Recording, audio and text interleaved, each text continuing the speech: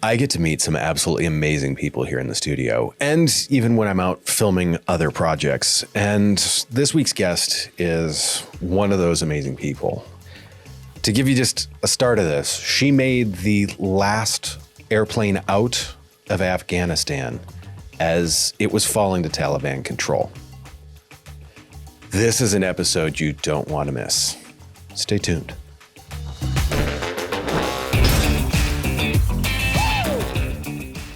Lida, welcome. Thank you for coming in. I appreciate this. I am excited to have the chance to ask you a ton of questions here. Are you ready for this? Yes. Thank you for inviting me. I'm really excited. This is going to be fun. So to start basic, you're from Afghanistan. Yes, I'm originally from Afghanistan. What part? I'm from Parwan, but I never lived there, but I always lived in capital Kabul, Afghanistan. Okay, so how you started in one area or didn't live there, or how did that work? Like, I'm originally from Parwan province, but because of the security issues, we could never go there because it was like all surrounded by Taliban, even at that time. So it was like hard for us to go. And especially as a female, it's really hard to cross those borders that are captured by the Taliban at that time too. So I always lived in capitals. That's we assume the safest place to live. Okay. Mm-hmm. So, many people, especially here in the U.S., picture Afghanistan as mud huts and that's it. I'm assuming there's more to it than this.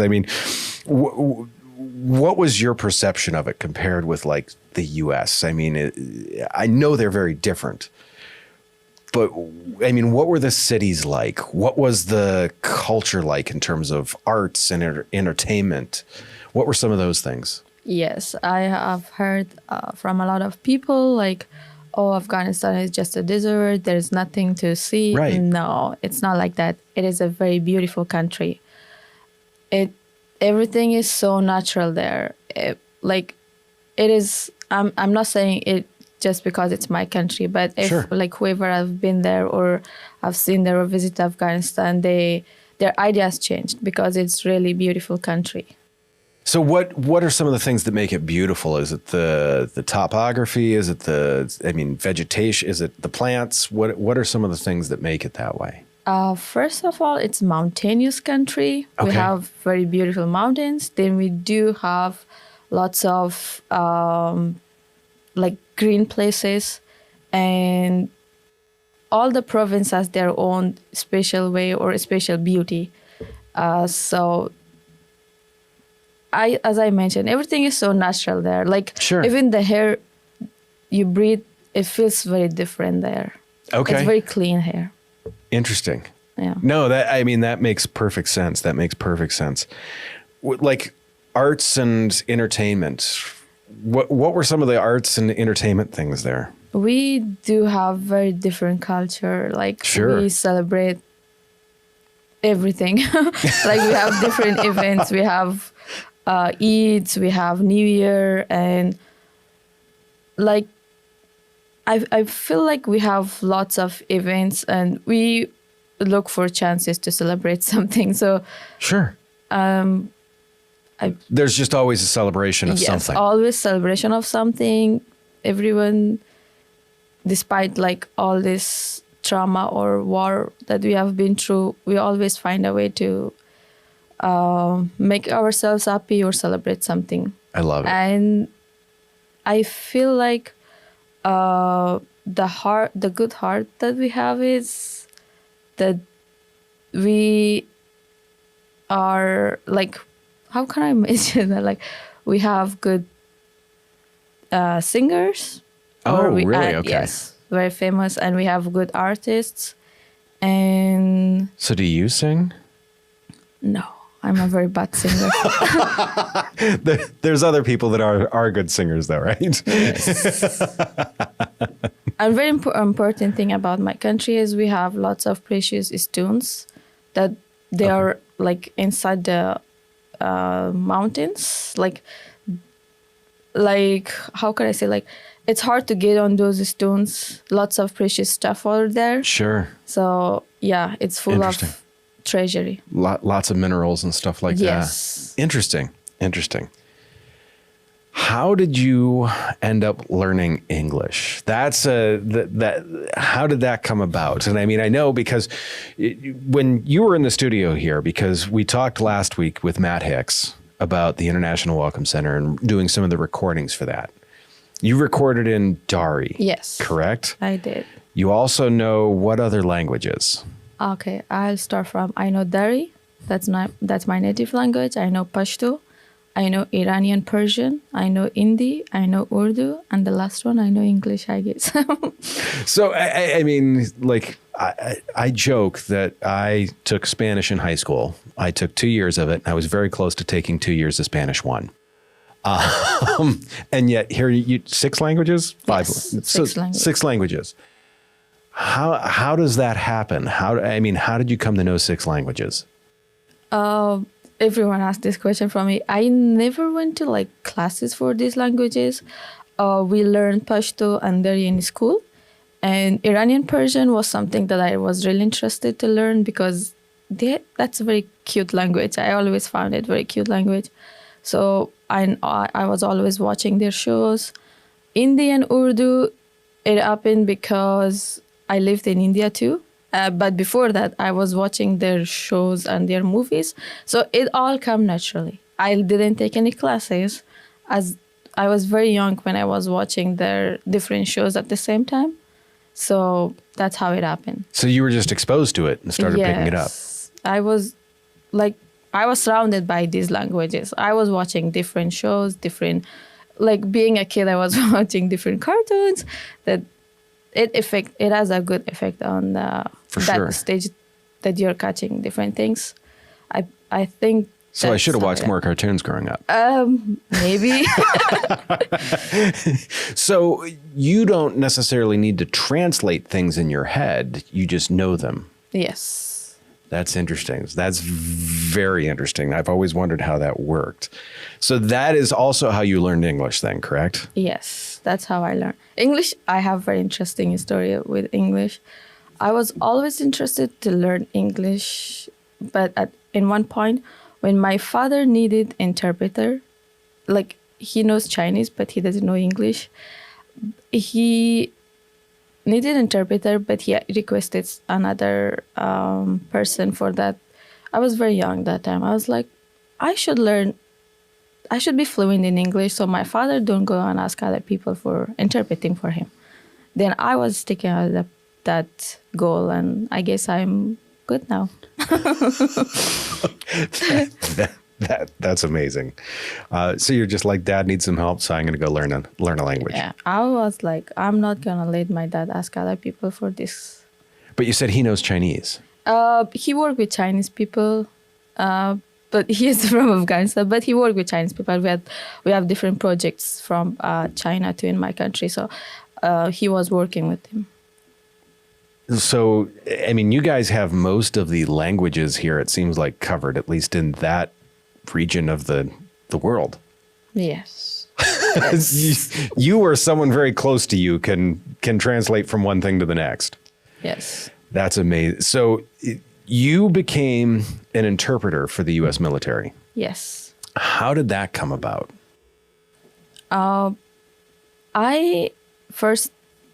I was working at U.S. Embassy. Okay.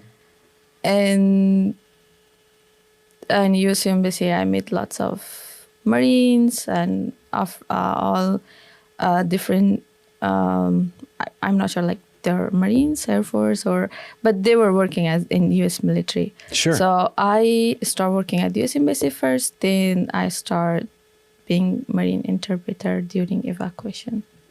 No kidding. So you were doing that during the evacuation then? Yes. Interesting. The evacuation, I know you were at the airport as it was bombed. There's other interviews out for that. We'll probably put some of those in the show notes. That I'm assuming was scary. Yes. And that's putting it lightly, yes. When did you finally relax? When did it click for you that I'm safe? That's right. Everyone asks me this question. Actually, I'll start with the like airport. That time, like when I'm thinking about the airport right now during evacuation, that what happened, I'm scared now. At that time, when I was really into this, when I was like interpreting for people, I'm interpreting for Marines, exactly in the first line where Taliban were like watching us doing this. I was not scared that time. Something happened to me. I was like, I accepted that even if I die, still I'm going to help my people today. Then when send my family, when U.S. Marines helped my family to come to U.S. first, then I was, of course, at the last one. When my family were safe, I was like, that I'm like, even if I die, it's okay. I am okay here. But first I found myself safe was when I was at the US military base at Fort, I believe it's for Fort Dix base. When I woke up one day and I was dreaming that night that Taliban killed me or something happened. Sure. In the morning when I got up, like on my bed and I'm in the USA and I was like, oh, I'm safe. So that was the time like I said, thanks to God. And you could just relax then. I relaxed, but still like losing your country is not easy. No, and that to me is kind of so you felt safe, but I'm assuming in the same sense there's a feeling of everything I know is back here. Yes. It is very hurtful seeing your country fall, seeing your people die in front of you, seeing your people losing hope. It's not easy. No. It's something else. Is that one of the things that inspires you to help the people that are here now? Yes, that is something that I'm like, I really wanted to do something for my people. Like it is always in my mind. Not just in Afghanistan, I wanted to do, like when I got an opportunity here to work as a case manager, first as interpreter, then case manager, I feel like I meant to do this. I meant to be a source for people that are coming here. I like most people that they came during evacuation or they are new in here. They have lots of difficulties, like different countries, starting from zero. It's not easy. Like like especially if you don't know the language, that's something else. Like you are totally blind here. Like it's hard to find a way. So yes, that's something inspired me. I was like, my people have been through a lot. At least I want to be a source for them to overcome this trauma. That's amazing. And part of that is so when you say, I mean, in that, you're a mentor now to a number still, correct? Yes. You have a coffee shop story that I saw that you took a number of the young ladies that you're working with and you're like, let's go to a coffee shop. Yes. How did that turn out? So mentoring is one of the things I really like to do during weekends or whenever I have free time. I mentor young females or young or teenagers, Afghan females, and we go different places, explore different things. And one day I took them to a coffee shop, and it's so funny. They thought it's a bar. I was like, nope. And they were like, are we safe here? I was like, yes, everyone is coming here for study. And it's funny, like, recently when I took another 2 more ladies to talk with them, they were also having the same idea. They're like, is this a bar? I was like, no, this is not a bar. I will never take you guys to a bar. Like, I know it's like not good for my culture, especially being a female. And yeah, it's interesting that they don't know like the difference between coffee shop and bar. Sure. I don't blame them. We don't have these things, and especially as a female, you're always controlled by what you can do and where you can what go. you can do. And So, I mean, my question with that is okay, so as Americans, we pop into coffee shops all the time, some people multiple times a day, and don't think anything about it. I mean, the question that you faced were, are we safe here? yes. You know why? Because first, they were out of their house in a place where it was, I told her, like, I'm mentoring, like, females. And we were in a place where it was mixture of men and women. Okay. That was one part of it. And that broke my heart when they were like, are we safe here? I was like, what's going to happen here? Like, why is this in your mind? Like, and that's in their mind, that like they're not safe anywhere. Like, Wow. that's something that really broke my heart, but I found it funny at the same time. When I was Sure. like, I was trying to explain, this is a safe place. This is where people are studying. This is okay. See, we can stay here. We will talk with each other. We can have different coffees. There are teas, and like I had to explain the entire like environment that we were there that time.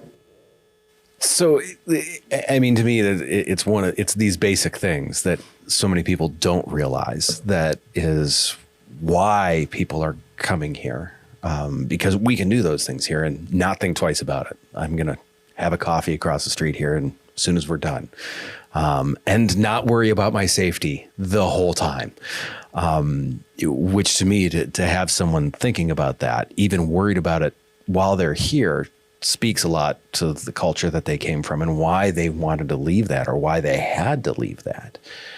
That mentoring process, what is, I mean, some of the points that you, obviously adapting to society, what are some of the big points that you see that they need help in adapting? I started mentoring the first time because I found out that the ladies, when they're going to school, they're not comfortable. And there are things, first, of course, language is first thing. And there are things that they cannot share with their parents, like why they are not into going to school. Like, I knew these ladies, they were all very excited to go to school. They were all very excited to learn the language. And that popped up in my mind. I was like, I should listen to them. What's happening? So first I started going to their houses and meet with them and make sure they trust me and they open up their stories with me.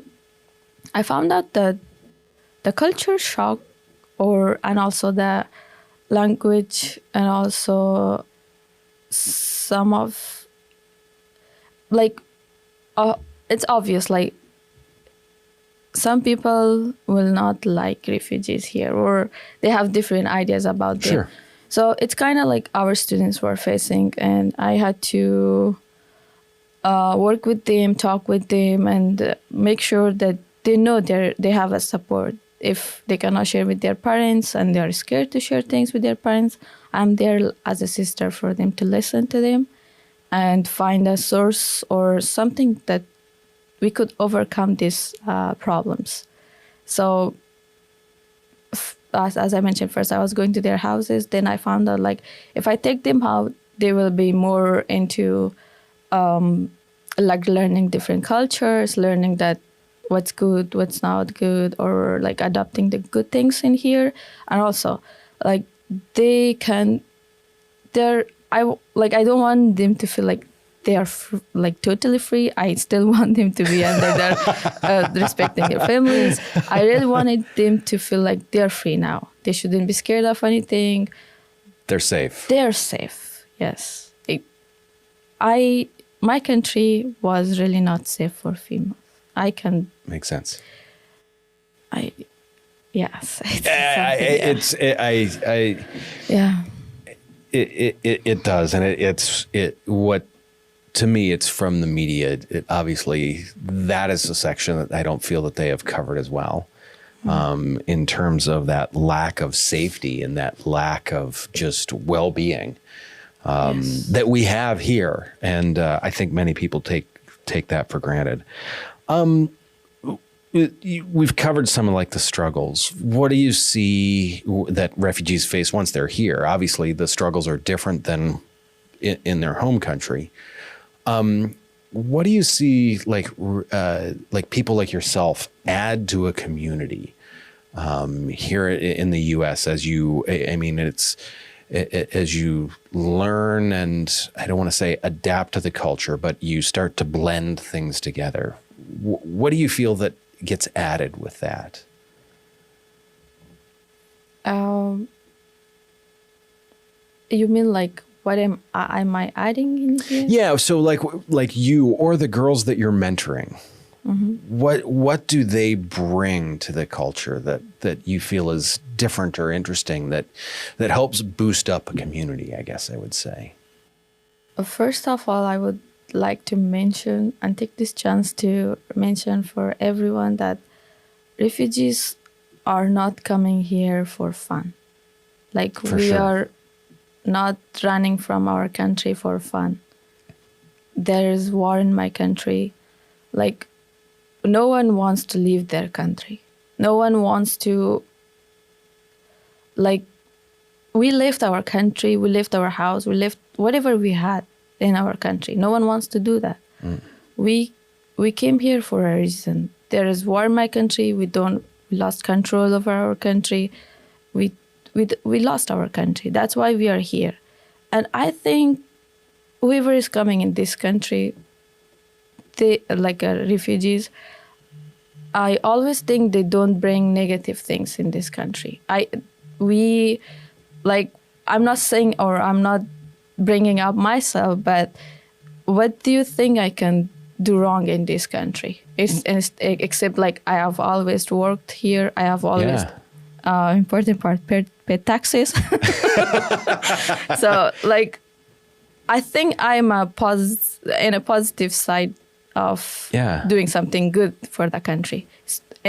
Coming back to the students that I'm mentoring, or in general, all the students or whoever have come here, they're studying in the future. Like when I'm mentoring them, one of them want to be doctor, another one want to be a police officer, another want to be a teacher. Like just like think in that perspective. Yes. Like how positive that will have impact on the country.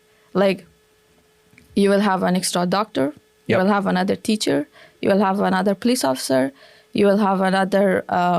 I had another student. He was like, I want to be a carpenter. I like carpentering. That's awesome. Yeah, that's another one. Yeah. So I believe like they don't do anything. They don't bring anything negative here. I love that. That's an amazing statement. I love that. So a big question that I want to ask too is, I'm assuming you heard things about the United States before you got here. What is something that is very different than what you expected?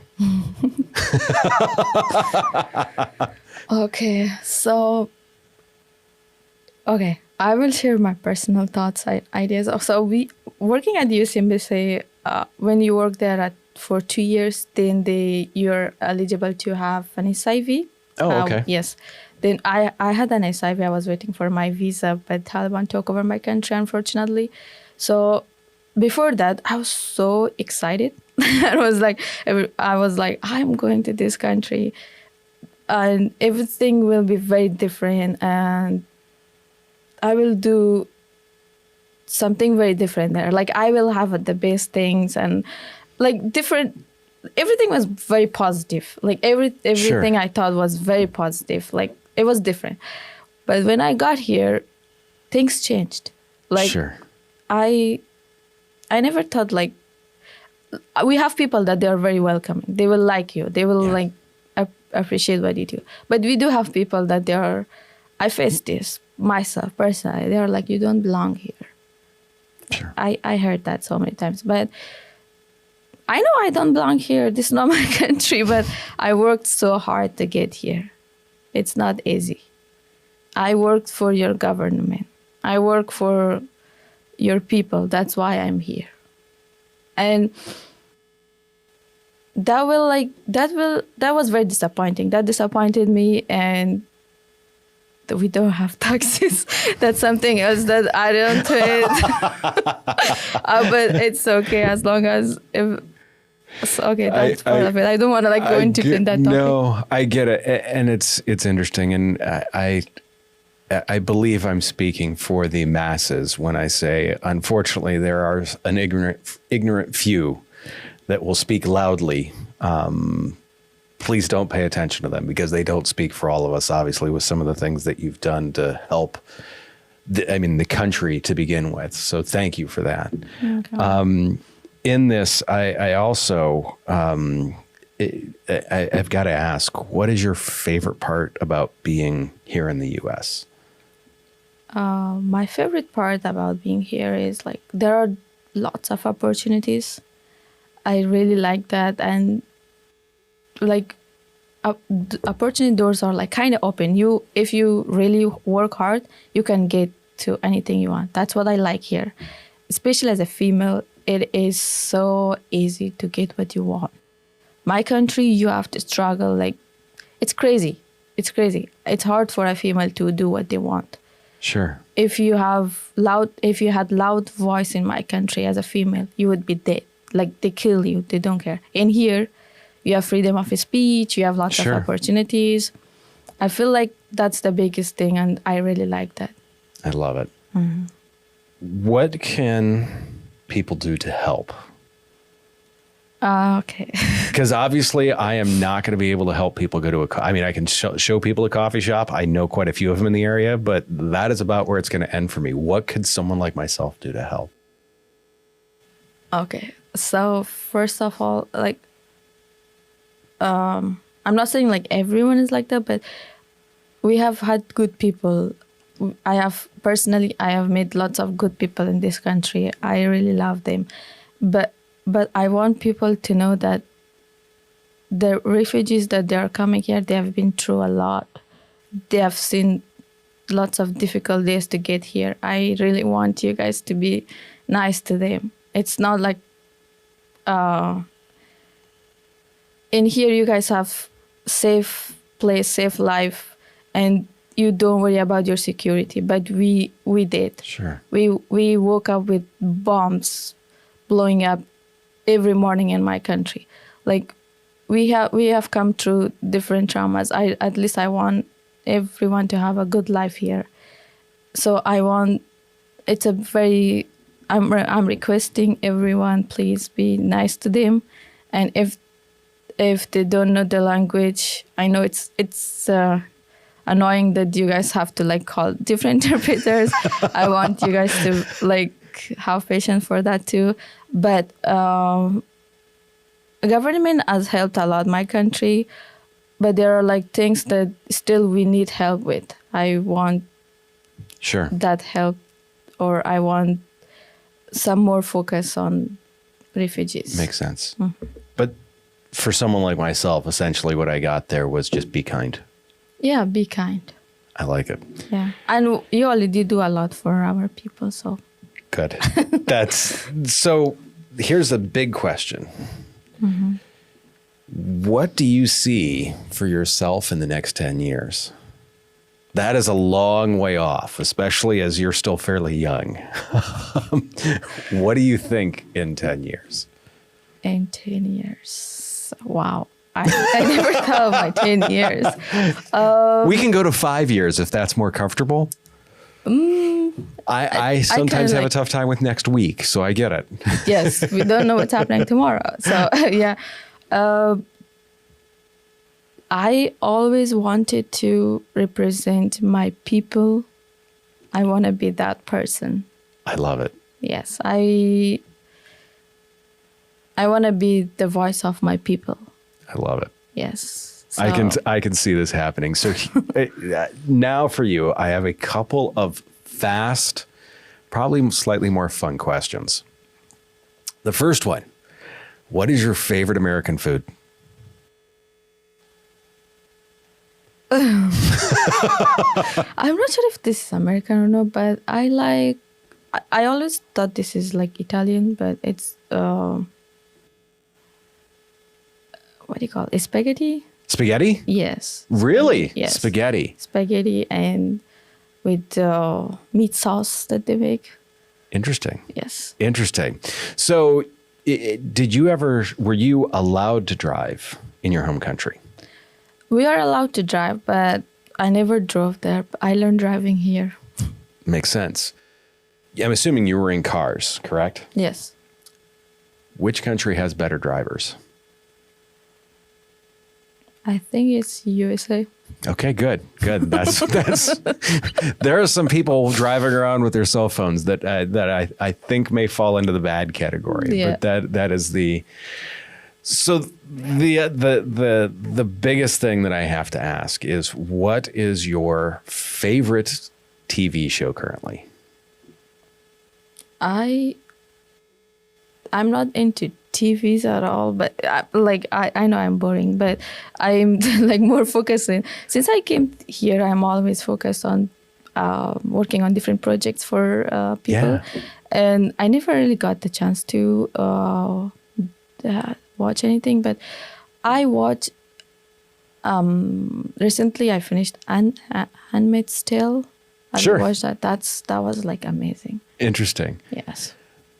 As a mentor, what is your biggest hope that you leave these mentees with? That's my dream or my hope or my wish for them to get what they want or reach the goals that they have.